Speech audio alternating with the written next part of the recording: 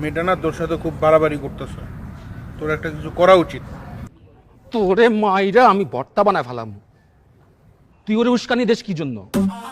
মামা, মেয়েটা আসলেই তোর সাথে বাড়াবাড়ি করতেছে, তোর আসলেই কিছু একটা করা উচিত। কি করা উচিত? আমি কেমনে বলবো? বলবি তো তুই। স্যারের সামনে তোকে ফাঁসাই দিল।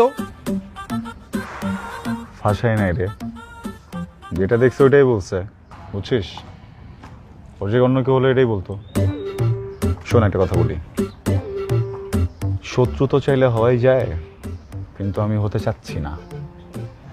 এই পৃথিবীতে তুই যাকে শত্রু মনে করবি, যার সাথে বেশি লাগবি, প্রকৃতি ঘুরে ফিরে ওকে তোর ফ্রেন্ড বানায় দিবে। এই মেয়ে আমার টাইপের না, বুঝছিস? আমি ওর সাথে শত্রুতাও চাই না, বন্ধুত্বও চাই না, বুঝে গেছে? উপরে যাচ্ছি, আয়।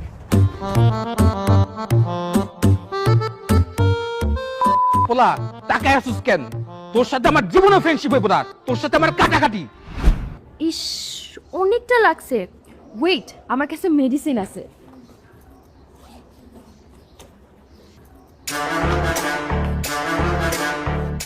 না না না না, জ্বলবে।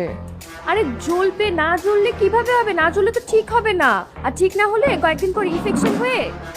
হাই জয়ী, তোমার হাতে কি হয়েছে? কিছু না।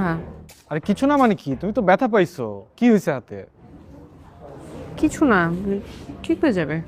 আমি দেখতেছি ব্যথা পাইছো, তুমি চলো ডিসপেন্সারিতে চলো, আমি একটু ড্রেসিং করে দিছি, চলো আমার সাথে।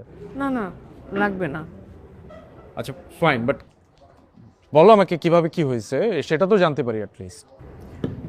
একটা বেয়াদব ছেলে আছে না, ও ধাক্কা দিছে। কোন বেয়াদব ছেলেটা জানো? একটাই তো বেয়াদব ছেলে আছে।